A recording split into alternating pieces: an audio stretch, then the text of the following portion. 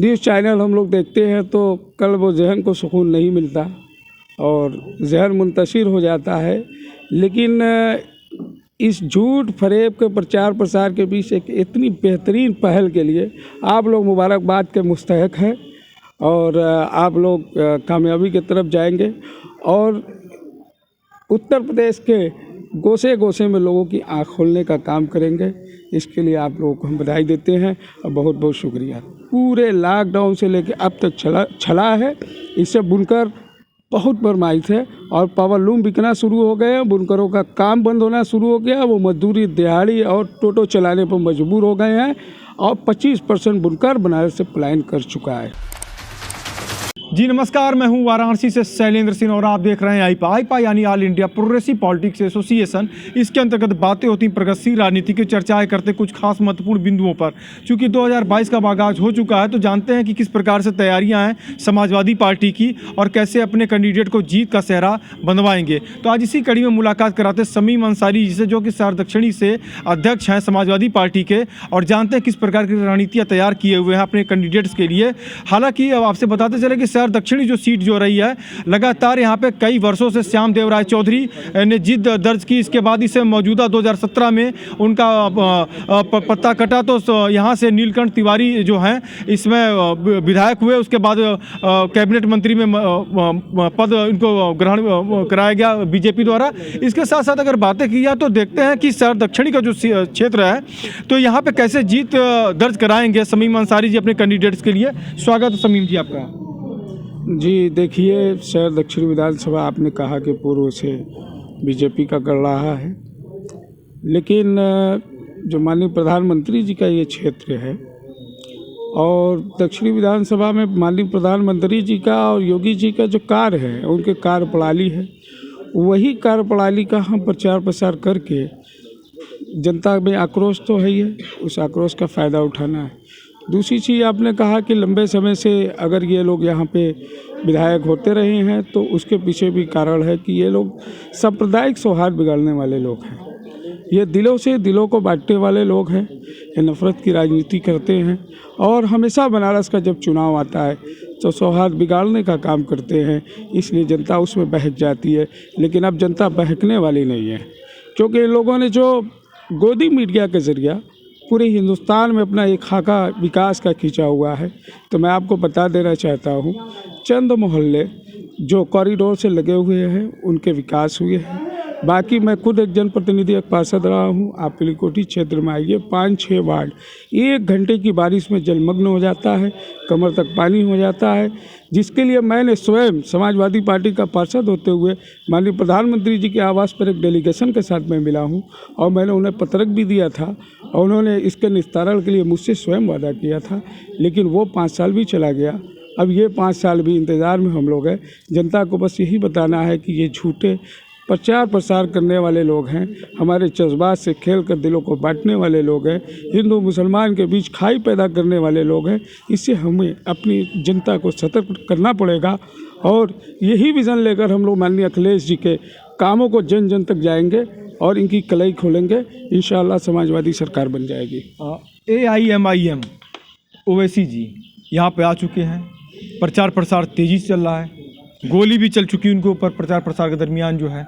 अब अगर बातें की जाए तो उनका ये कहना है कि अल्पसंख्यक को हमेशा बरगलाया गया, उनके साथ दोहरा व्यवहार किया गया, सौतेला व्यवहार किया गया, और चूंकि इनका हित जो है AIMIM में ही है और समाजवादी पार्टी समय समय पर BSP कांग्रेस ने केवल इनको यूज़ किया और यहाँ तक बोल दिया कि इनकी स्थिति अल्पसंख्यक जो स्थिति जो है वो बैंड बाजे वाली स्थिति है। दूल्हे अंदर चले जाते हैं, इसके बाद इनका काम खत्म। क्या कहेंगे आप? देखिए सर, सबसे पहले तो मैं आपको ये बता देना चाहता हूँ कि उन्होंने कहा कि मुसलमानों की अल्पसंख्यकों की बैंड बाजे की तरह स्थिति है। तो सबसे पहले मैं आपके सामने बैठा हूँ, समाजवादी पार्टी का विधानसभा मेन बॉडी संगठन का अध्यक्ष में बैठा हूँ। इससे बड़ा प्रमाण मैं आपको नहीं दे सकता हूँ कि समाजवादी पार्टी के मेन विंग में मुसलमानों को क्या स्थिति और क्या हैसियत है। दूसरी चीज़, ओवैसी जी एक कद्दावर मुस्लिम लीडर हो सकते हैं, वो जिस प्रांत से आए हैं वहाँ के लीडर हो सकते हैं, न कि वो मुसलमानों के। वो ये गलतफहमी ना पालें। उनकी जो कार्यप्रणाली है, किस तरह उन्होंने महाराष्ट्र में, किस तरह उन्होंने वेस्ट बंगाल में, किस तरह उन्होंने बिहार में, क्या काम उनको मिला है, ये जनता के सामने पूरा क्लियर तरीके से आया है। अब पश्चिम उत्तर प्रदेश में चुनाव है, सिंपैथी लेना है, बहुत सारे चुनाव के सिस्टम होते हैं, बहुत सारे इश्यूज होते हैं जिससे जनता को उस तरफ माइल किया जाता है। ये तो अब नर्सरी का भी स्टूडेंट, छात्र विंग का हमारा जो नेता होता है वो भी इन छोटी छोटी चीज़ों को समझने लगा है कि गोलियां चलती हैं, हत्यारे गोलियां चलाते हैं, पेशेवर चलाते हैं, चाहे कोई भी चलाते हैं, वो हत्या के इरादे से तो नहीं चली थी। हम लोगों ने भी सोशल मीडिया और मीडिया के ज़रिए देखा कि गोलियां कहाँ लगी हुई हैं, इसके पीछे क्या मंशा है। अपराधी शायद ही ना पकड़े जाए, शायद उसकी भी जांच ना हो। जिस तरह पुलवामा की जांच नहीं हुई तो हम इन सरकार से और इनके एजेंटों से हम क्या उम्मीद लगाएंगे। दूसरी चीज़ आपने कहा कि ये मुसलमानों के लीडर बनने की बात कर रहे हैं। बड़ा शुबा, वो जहाँ के सांसद हैं वहाँ के मुसलमानों को वो लीडर है, क्योंकि निरंतर वो जीतते आए हैं। उन पर कोई मेरा व्यक्तिगत कमेंट नहीं है, लेकिन हिंदुस्तान का मुसलमान हमेशा सेकुलर रहा है। अगर ये सांप्रदायिक होता तो जब देश का बंटवारा हुआ था तो मुसलमान जो सांप्रदायिक था वो उस पार चला गया। जो हमारे मुल्क से मोहब्बत करने वाला सेकुलर मुसलमान था वो हिंदुस्तान में रह गया, वो आज भी सेकुलर है। और मुसलमानों ने हमेशा सेकुलर ढांचे को हमेशा आगे बढ़ाने का काम किया, सेकुलर ढांचे के साथ रहा है। चाहे जिस भी प्रदेश का आप डेटा उठाकर देख लीजिए, मुसलमान कभी सांप्रदायिकता पे वोट नहीं किया है।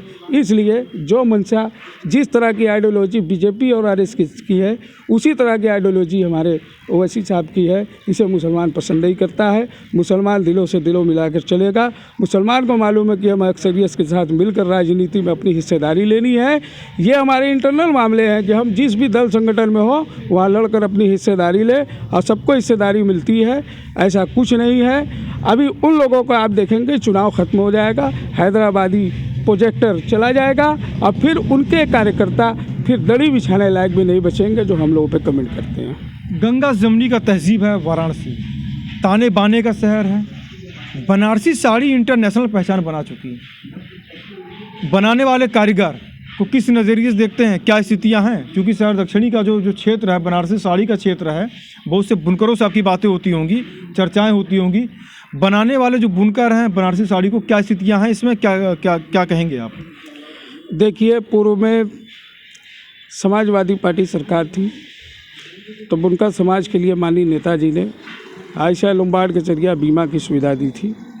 महात्मा गांधी बीमा दिया था, और यूपिका जैसी कई ऐसी संस्थाएं थी जिसमें बुनकर अपने माल को बेचा करता था। कच्चे माल पर सब्सिडियां मिला करती थी। लेकिन जिस दिन से मोदी प्लस योगी सरकार की डबल इंजन की सरकार आई है, मैं आपको पूरे गारंटी के साथ इस चीज़ का डेटा भी मैं उपलब्ध करा सकता हूँ कि बनारस के 25% बुनकर आज बनारस से पलायन कर गए हैं। आज वो सूरत, बेंगलोर, मुंबई जैसे शहरों में जाकर मजदूरी करने के लिए मजबूर हैं। ये इनकी पॉलिसियाँ जिम्मेदार हैं। इनकी पॉलिसियाँ पूरी तरीके से फेल हो चुकी है। और बुनकरों को बर्बाद करने के लिए इन्होंने एक एजेंडा चलाया था, जिसमें माननीय नेताजी ने जो 65 का कार्ड दिया था, फिक्स रेट बिजली दिया था बुनकरों को, उसका भी सत्यानाश करके इन लोगों ने उसमें भी असमंजस की स्थिति पैदा कर दी। और इतनी बुरी स्थिति पैदा कर दी कि आज बुनकर को पता ही नहीं है कि वो बिल जमा कर रहा है तो उसका पीडी हो रहा है कि नहीं हो रहा है। कभी 500 की दर लागू हो जाती है, कभी 300 की दर लागू हो जाती है, और बहाने कर इन लोगों ने बुनकरों को पूरे लॉकडाउन से लेकर अब तक छला है।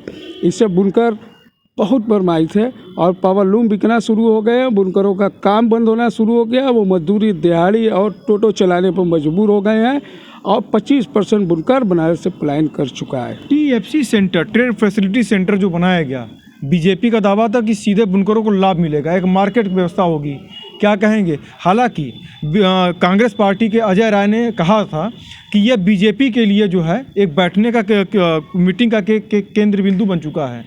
केंद्र बिंदु केवल साबित हो रहा है इसमें, केवल मीटिंग का। आप किस नज़रिए से देखते हैं TFC सेंटर को? देखिए, मैंने आपसे कहा, मैं भी आपको बता दूं कि मैं भी एक बुनकर कम्युनिटी से ताल्लुक़ रखता हूं, और मेरा भी बनारसी साड़ी का कारोबार है। और जो इन्होंने बनाया उसका प्रचार प्रसार तो पूरे विश्व पटल पे किया गया। जितना शायद उस पर लागत नहीं आई होगी, उससे ज़्यादा लागत तो इसके प्रचार प्रसार में सरकार ने कर दिया। लेकिन मैं तलाश रहा हूँ बनारस में वो ऐसे बुनकर जो उससे लाभान्वित हुए हों, या क्या फैसिलिटी वहाँ से मिलती है। एक बार उसमें एग्जीबिशन हुआ, मैं भी उसमें रहा हूँ, कुछ ट्रेनिंगें हुई। वो तथाकथित जो बुनकर माफिया हैं, जो कोऑपरेटिव के नाम पर वर्षों से लूट रहे हैं, वो कांग्रेस के शासनकाल में हुआ करते थे, इस काल में भी है। चेहरे बदल गए हैं, लोग बदल गए हैं, ये कुछ चंद दलालों के लिए एक सेंटर बन गया है। इससे बुनकरों का कोई भला नहीं हो रहा है। अगर ये भला होता तो इतनी बड़ी संख्या में 2014 से लेकर अब तक बुनकर यहाँ से पलायन न करते। आईपा की मुहिम है, जिस मंच के अंतर्गत आपसे हम मुलाकात की बात कर रहे हैं। हमारी मुहिम रहती है आईपा की कि जनप्रतिनिधियों के पास पहुँचें, साहित्य के क्षेत्र में जो बेहतर किए उनके पास पहुँचते हैं, वरिष्ठ पत्रकारों के पास पहुँचते हैं और सबकी जाकर राय लेते हैं और अपने दर्शकों तक पहुँचाते हैं। क्या कहेंगे आईपा की इस मुहिम को? देखिए, इस गोदी मीडिया के दौर में न्यूज़ चैनल हम लोग देखते हैं तो कल्ब व ज़हन को सुकून नहीं मिलता और ज़हन मुंतशिर हो जाता है। लेकिन इस झूठ फरेब के प्रचार प्रसार के बीच एक इतनी बेहतरीन पहल के लिए आप लोग मुबारकबाद के मुस्तहक हैं और आप लोग कामयाबी की तरफ जाएंगे और उत्तर प्रदेश के गोसे गोसे में लोगों की आँख खोलने का काम करेंगे। इसके लिए आप लोगों को हम बधाई देते हैं और बहुत बहुत शुक्रिया। तो आप थे हमारे साथ समाजवादी पार्टी से समीम जी, जिन्होंने बताया कि समाजवादी पार्टी जो है बेहतर कार्य करेगी और इससे पूर्व में भी कार्य की है और निश्चित ही 2022 में समाजवादी पार्टी की जीत हासिल होगी, पूर्ण बहुमत के साथ सरकारें बनेंगी और जीत का सेहरा समाजवादी पार्टी के सिर बंधेगा। वाराणसी से शैलेंद्र सिंह, आईपा।